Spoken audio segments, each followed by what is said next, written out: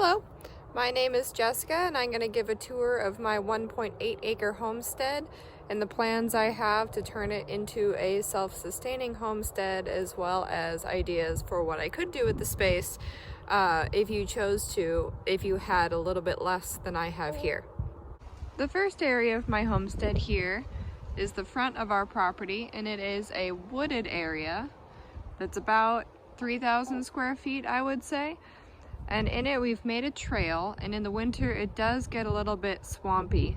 So what would be really good for this area is mushrooms that you either seed or forage, and berries. We have thimbleberries and salmonberries growing all along the front of this wooded area, and it wraps all the way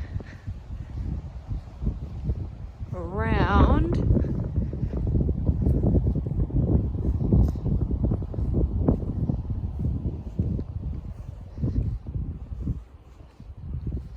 The other side up to our neighbor's fence line over there, and we've gone all the way through it and identified the areas that we could plant mushrooms, and we've gone ahead and started here in the dead wood. We moved all of our stumps that we had on the property to one area, and we've drilled holes in the stumps and shoved in seeded wood pulp. So that is mushrooms mixed with wood pulp, and hopefully they will grow in the next couple years. If not, we'll have to try reseeding and putting in fresh wood. There's where we were, right there. Additional things you could do with this forested patch is coppice the trees. We have a lot of alder and cottonwood in our area, and for coppicing, alder does make a pretty sustainable choice because it's a nitrogen fixer. So what coppicing is cutting down the tree to a stump about 2 to 3 inches coming out of the ground and letting it regrow. And once it regrows, there's usually a lot of individual shoots that regrow, but they regrow faster than one large trunk. So the premise is that you get more wood faster. So if you coppiced alder, you would cut it down to a stump about 2 to 3 inches off the ground, wait between 5 and 15 years for the suckers and saplings to grow up out of that stump, and then you'd harvest those saplings. So the idea is to have a rotating patch where you would harvest the first year, second year, third year, etc., all the way up to year 5 or year 15, and then you'd start the cycle all over again, depending on how big your patch is, depending on how much wood you need, etc. So for us in the Pacific Northwest, you need about anywhere from 1 to 5 cords of firewood. That's a large amount of firewood, each cord. So depending on your needs, your square footage, how you decide to burn, what kind of stove you have, your needs are going to be a little bit different. But this would not be enough to supply all of our wood, but we do forage quite a bit of wood. So if someone's tree falls down on their property and they need it gone, then we can go out and chop it up with a chainsaw. Or what we did on our property is we had a few alders in our garden patch, and we had those professionally felled, moved the stumps to the stumpery, planted mushrooms in the stumps, and are letting those just slowly decompose. And the alder we chainsawed and cut into wood, and are seasoning it underneath our lean-to and just against our shop with a little covered area. So that's going to supply maybe a year's worth of wood, maybe a little bit less, and that was 2.5 big trees, or rather I would say maybe 1 foot in diameter, 1.5 feet in diameter trees, maybe 60 feet tall, somewhere around there. So depending on your needs, that could be an option for you. Along one side of our property, we have a long, narrow property. We put in lots of grapes, about 45 grapes, and I did work for trade for these for a couple years. Oh, neighbor's dog.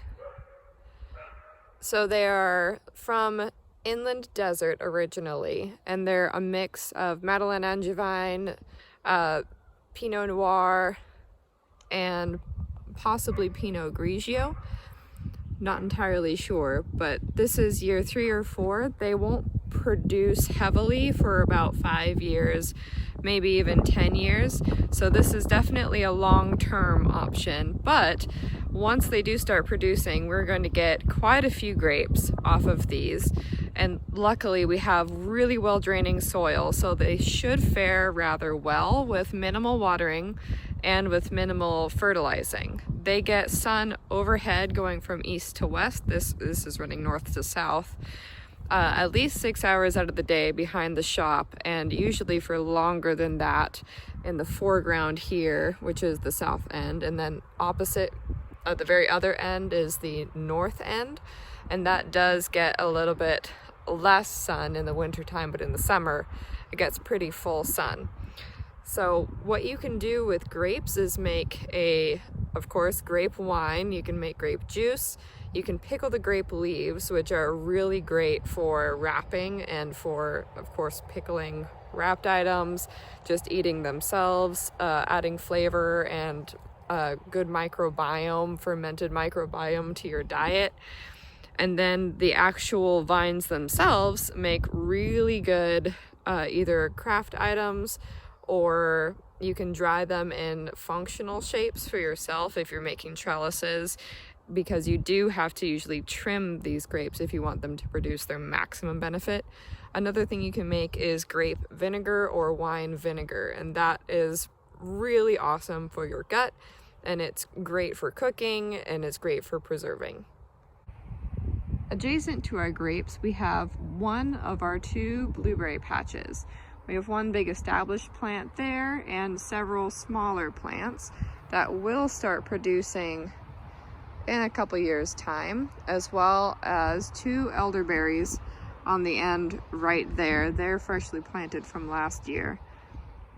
At the north end of our property, we have a big, long, ugly barbed wire fence. So what we've done is kind of let these invasive blackberries grow and plant our other invasive berries along this fence, because then 2 invasive species will be in competition and one won't get necessarily trounced as easily. So in this corner we have one of our compost piles, which has grass clippings in it right now, blackberries, and then at the foot of this fence, about every 3 feet or so, we have our raspberries. Between the north and south ends of our property, we put in, where the alder trees were after we took them out, this series of 4 E-shaped beds in which we planted our vegetable garden. So just a warning, if you like order and neatness, this is probably not the segment for you, but if you're like me and you do things a little messily, this is your permission to plant a garden without making it pretty, doing it the right way, or following any instructions or advice whatsoever. It may not look it, but 3 of the 4 by 16 foot lengths planted up with potatoes and not weeded, just 1 layer of hay last year lasted us all year. So we had potatoes for the entire year just with 3 of those rows planted. This year I'm going ahead and repeating that, and I'm augmenting our onion patch. Last year, 1 strip, this one right here, was planted up with yellow, white, and red onions, and we were in onions for half of the year.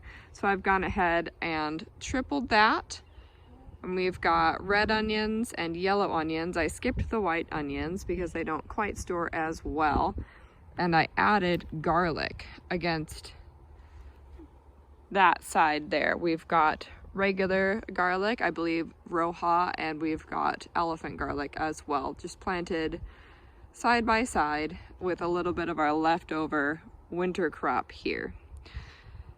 That is our compost pile, which is in the place of our last E-shaped bed. We still need to shape it out. And over here, we've got the most finished bed. We put 2x4s on the outside to actually mark the boundaries of the beds. And we do plan on covering the grass in between each of these beds and along the pathway with a carpet, and then with bark after all the grass has died, in order to keep the grass from growing up inside the beds. This overgrown mess was my overwintered accidental winter garden, and now it's gone to seed because it's gotten a little bit warmer. We're in actually almost the end of April now, but we've got in the corner some regrowing mustard greens. Those were self-seeded from when I planted them last year. Brussels sprouts that never actually brustled, but each head that was supposed to be a tight cluster turned into a little floret, and it was great for chopped salads. Over here, we've got our kale and chard, which kept producing all winter, and since it was winter, it was rather sweet. The flavor was still good, even though the plants had already gone to seed that summer. So if you are just wanting the lowest maintenance garden possible, leave everything to seed. It'll self-sow. I've got a patch right here of mystery greens growing, some dinosaur kale as well that I planted, and you'll still be able to harvest the actual leaves throughout the winter. It's just now in the spring that they're getting a little bit more bitter that I've noticed, but I still use all of these, including the leaves of the Brussels sprouts, in soups, stews, or cooking with meat. They look, or rather they taste really good underneath cooking meat, slow cooked in the oven. Next to the greens, all of these little sticks here are my tomato plants, which I left in place.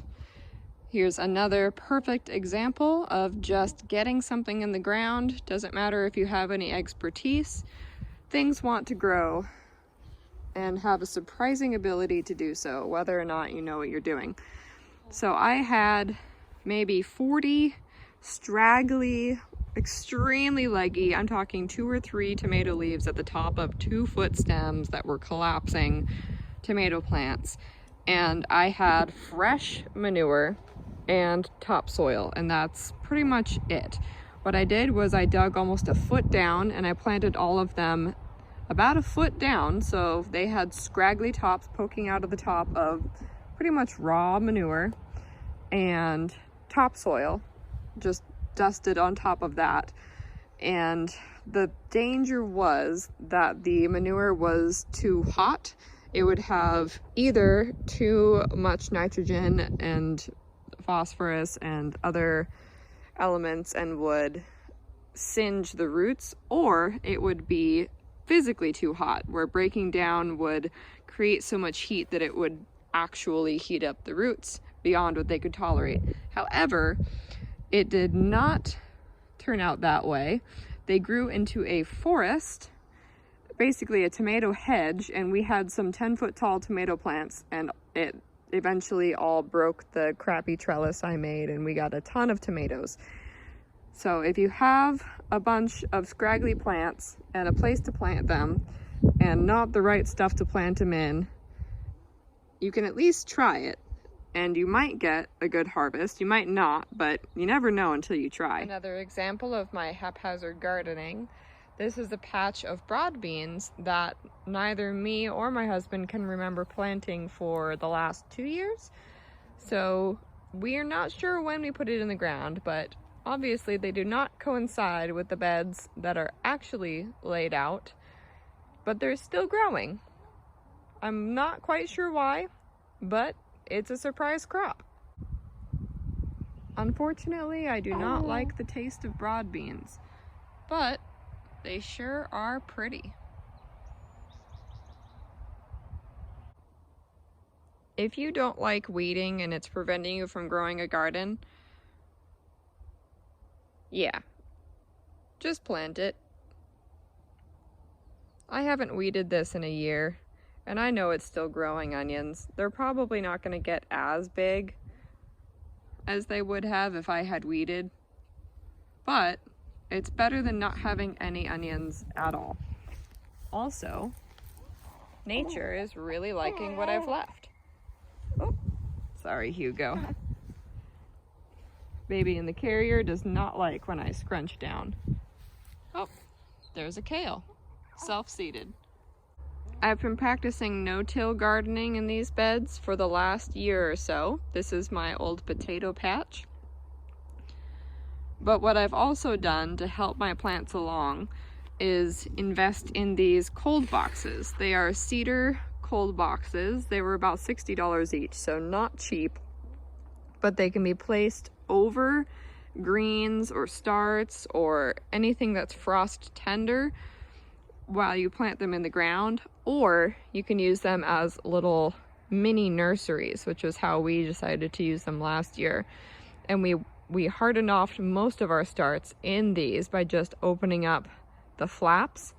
The roof is just 2 flaps so you can secure open or at an angle. Instead of taking all our trays in and out of a greenhouse, we decided to do that, and it worked really well. More haphazard gardening. I planted rows of cold hardy plants here just to see what would come up with regular watering, and a few have, a few haven't yet, but I'm giving them some time. And then on the far right we've got spinach, which seems to be doing pretty well. What I did for these beds was pretty minimal. This was the corn that was here last year. I just pushed it down and let it be a mulch to prevent most of the grass from growing over the dirt that was here. And then I put topsoil on top of that, and I sowed into that. And it's producing quite a few seedlings. Pro tip, if you're not sure if your bulbs are good, plant them in your compost pile, even if they look dead, because you might get some really good quality plants after all. What I do to store my potatoes and onions is a little bit unorthodox because I don't have a root cellar. I just have this nook in my garage. That is my main garage area through there, but there's this strange mudroom type nook that's off to one side and it opens onto the patio. So what I've been doing is using it as a place to store anything that I need to put all together. So that can be touching, such as potatoes, onions, and this year it'll be garlic as well.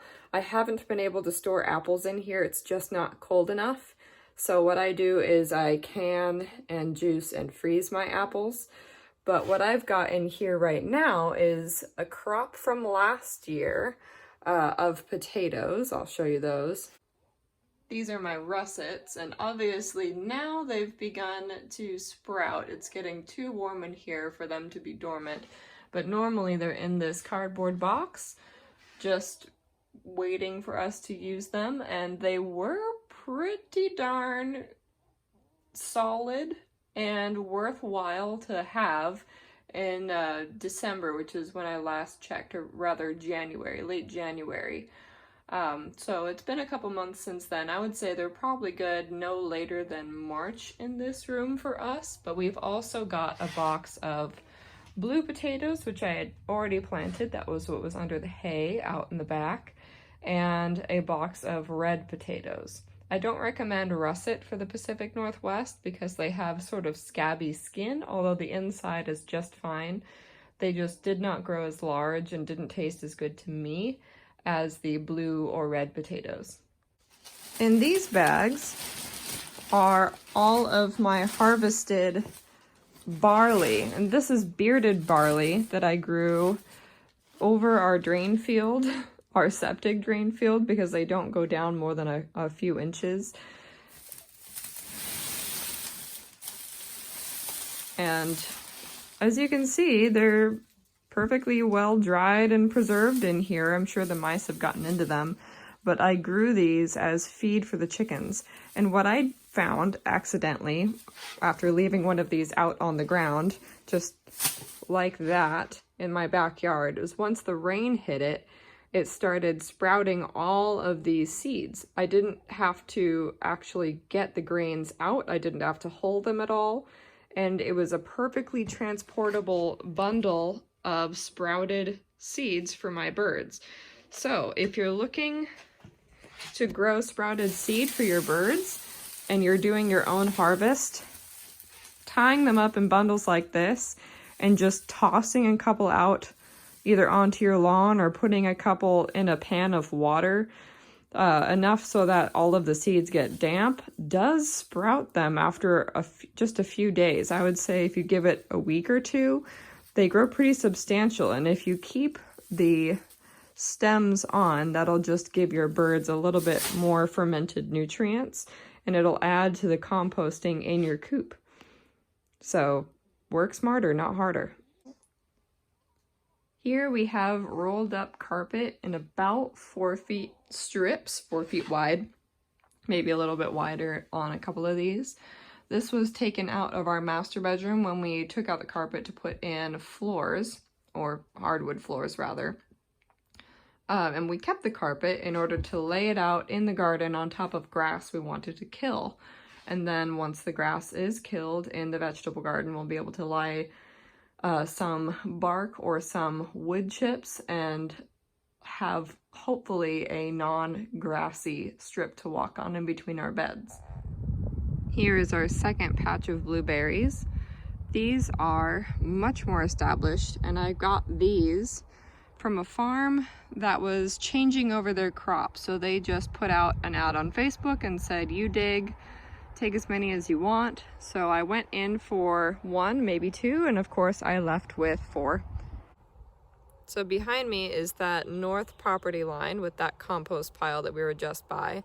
This is where I grew my bearded barley last year. I did not grow a strip this wide. I did grow one this long. It's about 90 feet long, and last year I grew a strip about 4 feet wide by 90 feet long, and I harvested it with clippers myself, and it was quite a process.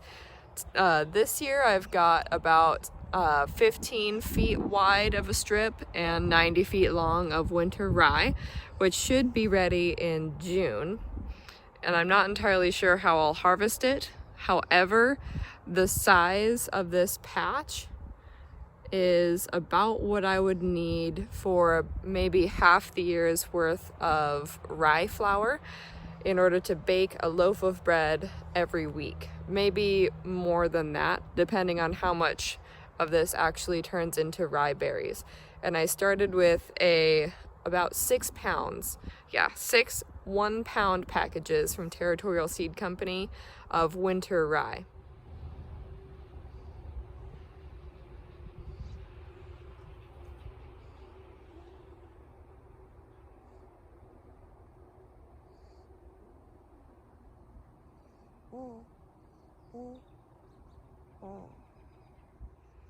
Behind me, adjacent to our vegetable garden, is the footprint for our future greenhouse.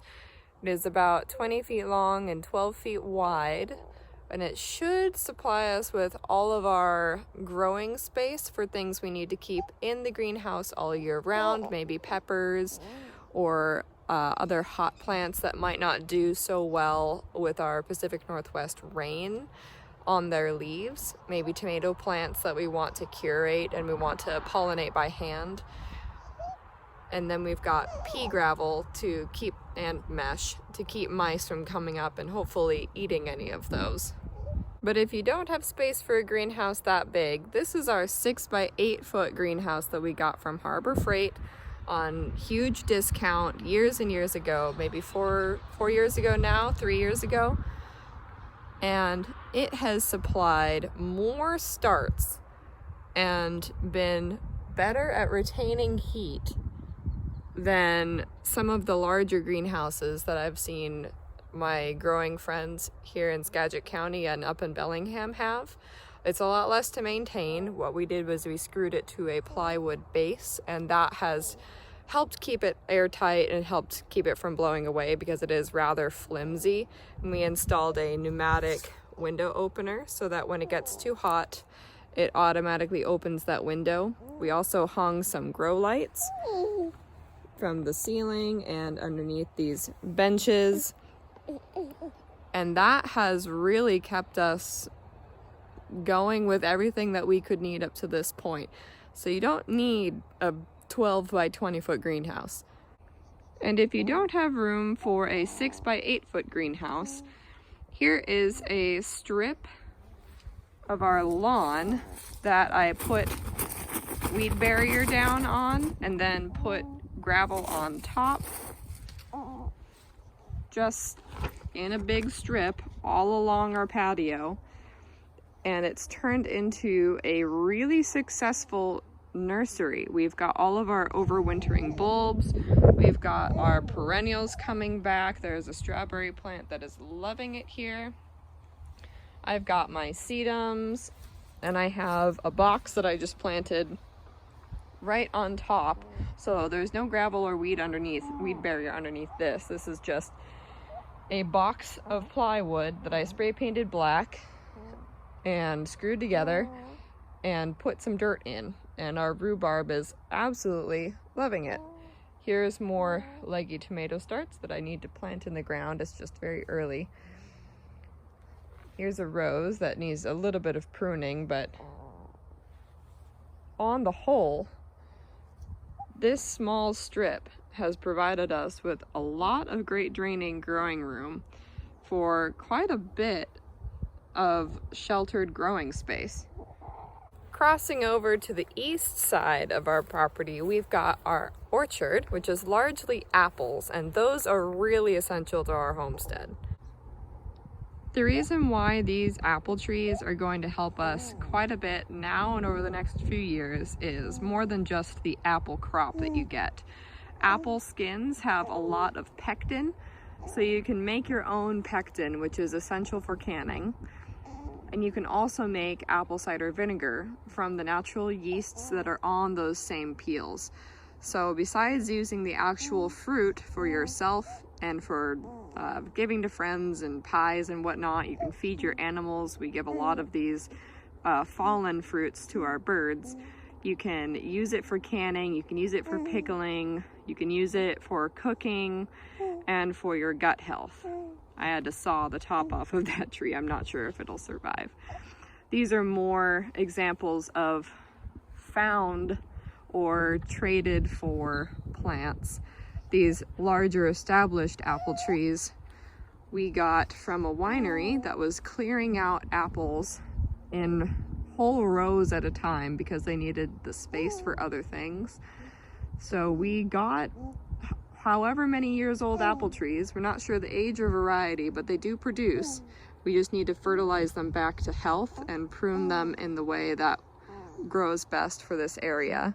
In these smaller ones, and this lone cherry were on the property when we bought it. They were just in our front yard. So we've moved all of the trees to the back and put them together in what will be our orchard.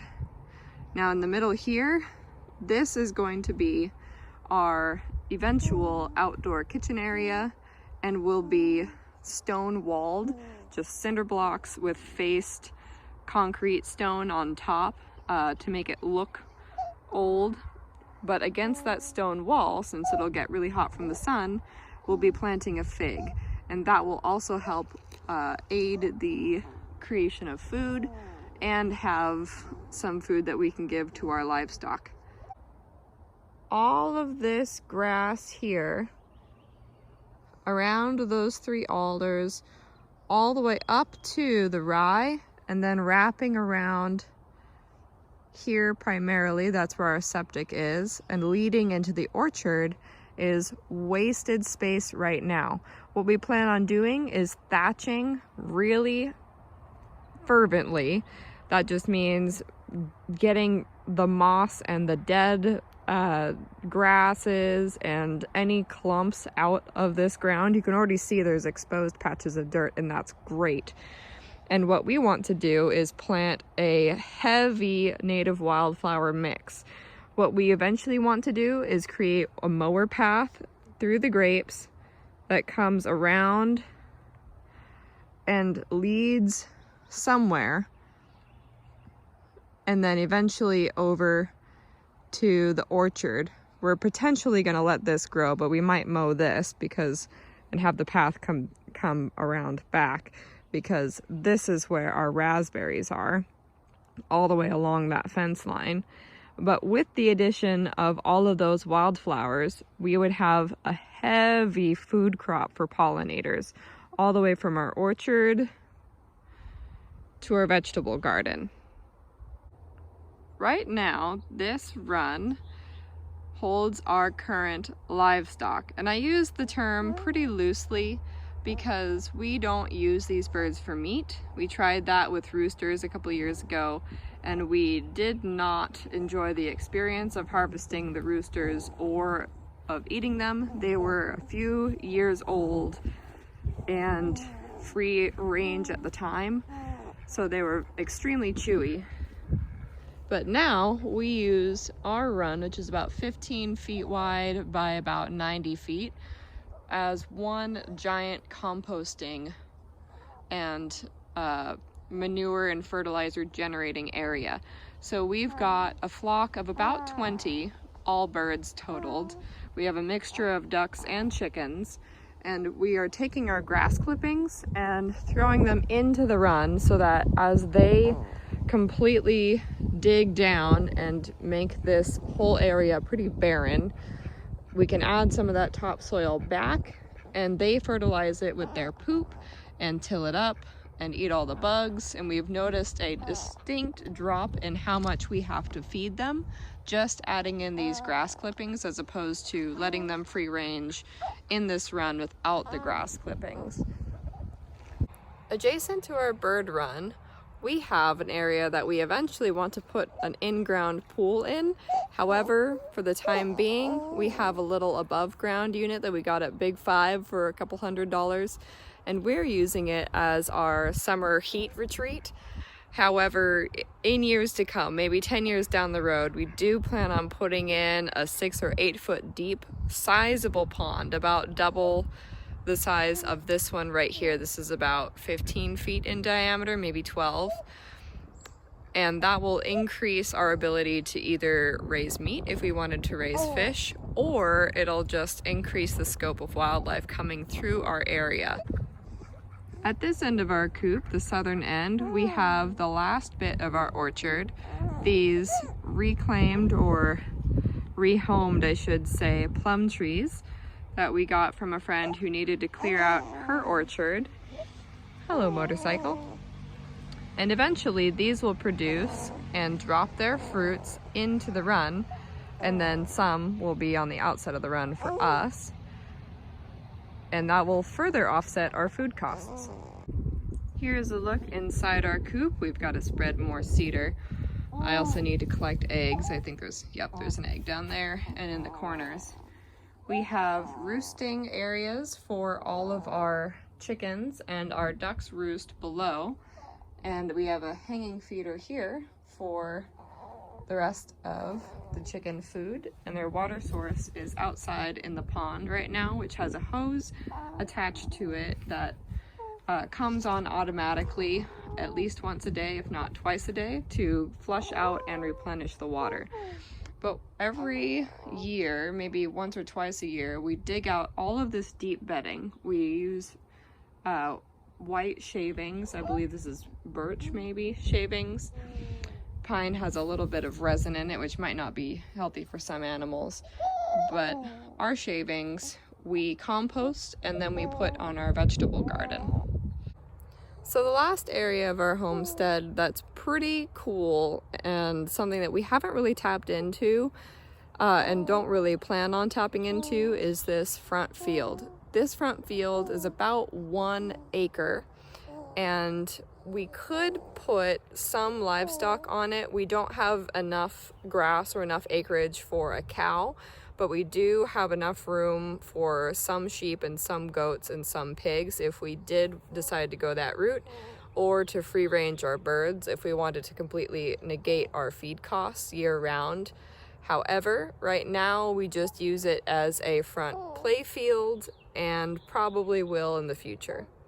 All right, so that's our 1.8 acre baby homestead. We're still getting all of our systems set up, but we've got a lot of them in place. But what does that mean if you have a traditional house, or if you have an apartment, or if you have 10 acres or 15 acres, maybe even just a standard lot, a tenth of an acre, and you want to maximize it? What can you do? So let's start with 1/10 of an acre. 1/10 of an acre is 4,356 square feet. So assume that you have a 2,000 square foot house. That's maybe a 3-bedroom, 2-bath. That's about half of that knocked out. You would have a good 2,500 square feet of outdoor space in order to use it to generate either food, vegetables, meat, whatever you wanted to do, even some cottage industry animals like sheep or alpaca in order to use the wool. I doubt you'd have the residential licensing to be able to raise an alpaca on a 1/10 of an acre. However, if you wanted to use your space and raise animals and had the permitting ability, here's what you could raise in that kind of square footage in an enclosed area. In terms of growing a vegetable garden, our vegetable garden is about 2,500 square feet, and that can provide potatoes and onions and foreseeably garlic for about a year's worth of time. About 1 or 2 of the 4 by 16 foot strips can provide all of our greens all year round, depending on how we grow them. So that is a large quantity of nutrients for a family of 2 or 3 for all year round. So combine that with a couple of chickens and you've got a protein source, a source of leafy dark greens, and some starches. Our coop is about a 6 by 6 foot coop, but if you widened that to about a 10 foot by 10 foot coop and kept the same size run, which is about 15 feet by 90 feet, you have a few more options there. In that size of a run, you could probably have 5 to 6 goats, 2 pigs, 10 to 15 rabbits, 25 ducks, 25 chickens, 100 quail, 10 geese, or 10 turkeys. You can't obviously have all of those together. You can't even combine some of those just because parasites do leap from one animal to the next animal to humans. You have to be careful about your animal pairings. But some companion animals can live together, and if you didn't want to have 25 chickens or 100 quail, you could have a mix of some of those birds or some of those livestock with some of those birds. Now, if you lived on a 1/4 acre and you had the same setup, you'd be able to combine a couple things. You would be able to have the same size run with a 10 by 10 coop and have those animals, and then you'd be able to grow some of your feed. And if you were growing for birds, you could combine peas and grains in order to give them a high protein diet and essentially grow your own feed. Depending on what kind of livestock you have, if you have ruminants, which have a 4-chambered stomach, such as goats or sheep, or a cow, if you wanted to feed hay to your cow and have them on an enclosed space, you will need some kind of foraging. So brambles or saplings or trees or some forested area, or you'll just need to pay very, very close attention to their diet. You would be able to grow in a 20 feet by 90 foot patch enough rye or enough grains, and along a 90-foot stretch of fence line enough peas, like climbing peas, to produce a year's worth of food for maybe 5 to 10 birds. If you additionally grew and clipped your own grass and deposited it into their run to let them forage for bugs as well. So that widens your options if you're on a 1/4 acre. Additionally, you could grow your own vegetables and your own food in that way in your garden, your vegetable garden. Now, if you lived on a 1/2 acre, your options are a bit wider. So you could do all of the aforementioned options, plus have a large garden and area to store all of your food, whether it's just a closet or in a bin under your bed. Depending on the kind of crop, maybe a couple stand-up refrigerators if they're a colder crop that need that chill in order to be preserved over the winter and you're living in a hotter zone. But you do have the option of food growth and food preservation, or food preservation by leaving it in the ground, which is what I do for root crops and for greens all year round. The difference between living on a 1/2 acre and 1 acre is pretty much more of the same. You can have a little bit bigger run, you can have a little bit bigger garden, you can grow a little bit more of your feed, but when you really start to see a difference is when you have multiple acres, and that really impacts what livestock you can grow. If you have 1 acre of grass, of really good, very diverse grasses and legumes and other nitrogen fixing plants in your field, then you could potentially free graze 6 to 8 sheep, 6 to 8 goats, 2 to 3 pigs, 50 chickens, or 30 ducks on that big of a space. All they would need is a 3-walled shelter, probably in the foliage there, and access to that bric-a-brac and those trees in order to satisfy the requirements of a ruminant digestive system. In that situation, you would potentially be able to offset your entire feed cost just by using the grass and using grazing. You would have to use an electric fence or a very sturdy permanent fence surrounding it, but you could make that work. What wouldn't work is having 1 or 2 cattle on just 1 acre of grass. Even if you had extremely healthy grass, they just eat too much. You would need to supplement with hay that you bought elsewhere or that you grew elsewhere and harvested or reaped and then brought it back here to feed them, especially during the winter. Let's talk specifically about ponds. The reason why we're considering putting an in-ground pond in is that we're on a well, and we would be able to replenish the water with our well water, which has the same content, more or less, as what would be in the water or in rain coming down and replenishing it naturally. If we were on city water or had water that came out of a series of pipes from a town or even a larger shared well, we wouldn't be as confident with the water being the right balance of nutrients for either just homeostasis, if we had a bunch of plants in there, the regenerative zones where we plant plants in the outer area wouldn't be able to filter through all of the muck or all of the algae if say there was chlorine in the water, or if there was just too many chemicals in the water, it would just become sterile.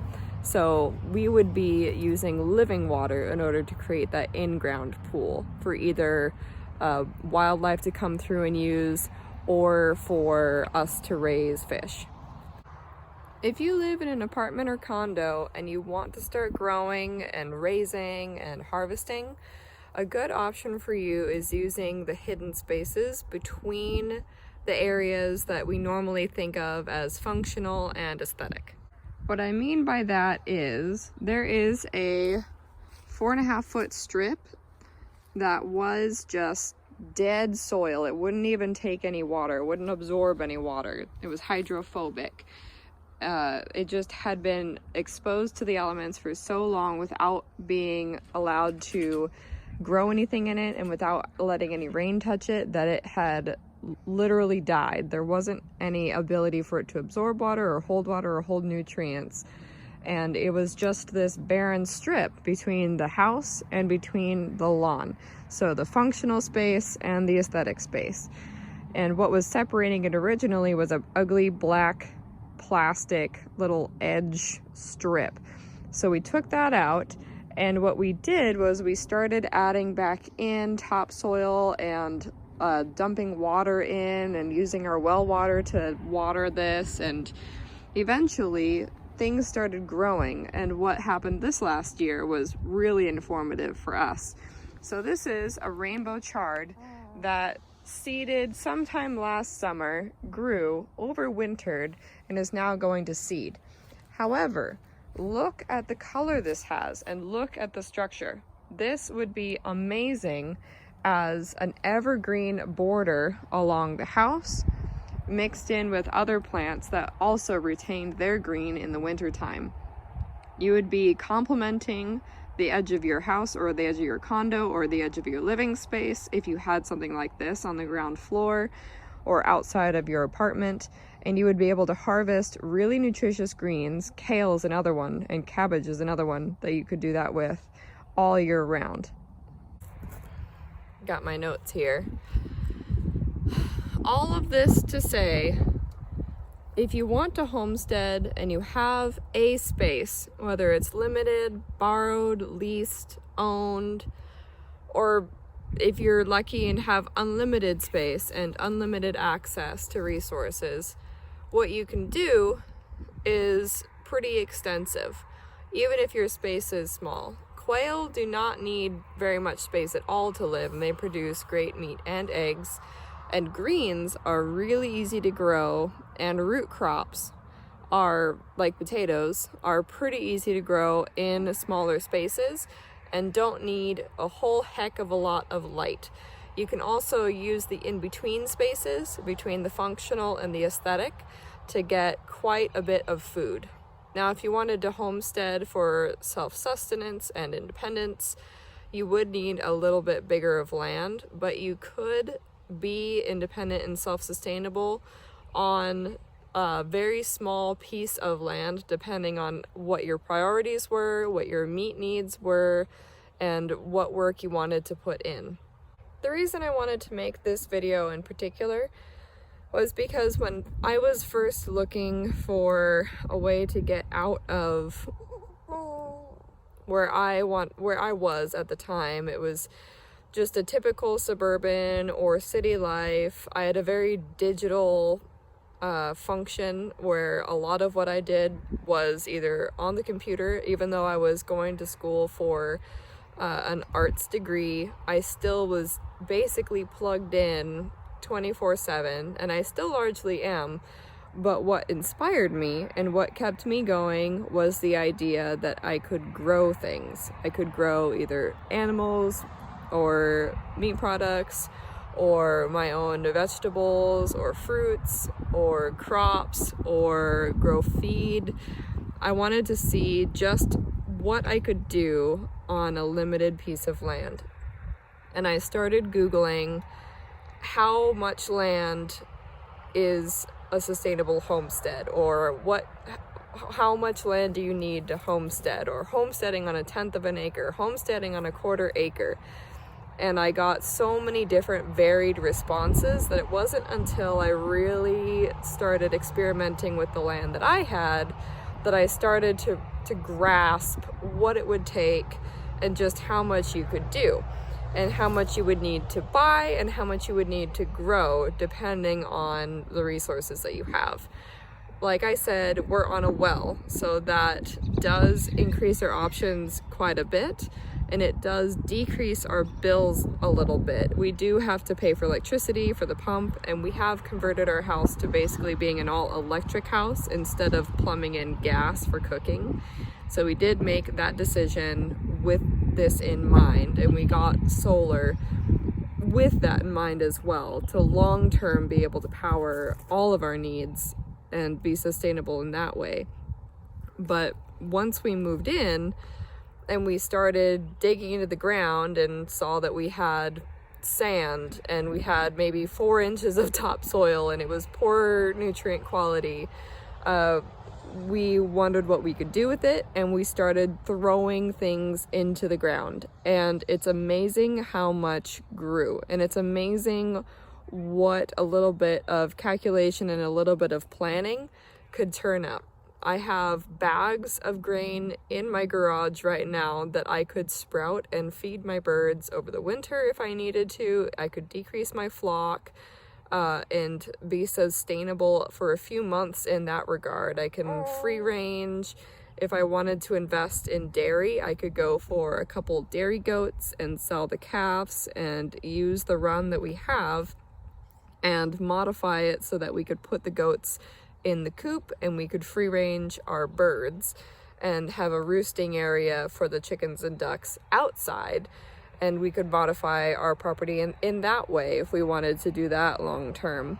But if someone is out there and they're in a place where they need some inspiration, they need some reason for going for a goal, or they need permission to grow something, let this be your permission. You do not need 1.8 acres to start homesteading. You do not need space in land and in acreage in order to grow food or to grow things. You do need to have a legal capacity to, yes, but aside from that, there is so much that you can do, and there's so many ways of maximizing your space, and we've only just gotten started here.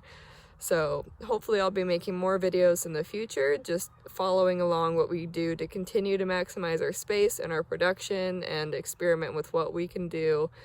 And I'll share what I learned here because it inspired me once upon a time, and I just hope that it inspires someone else.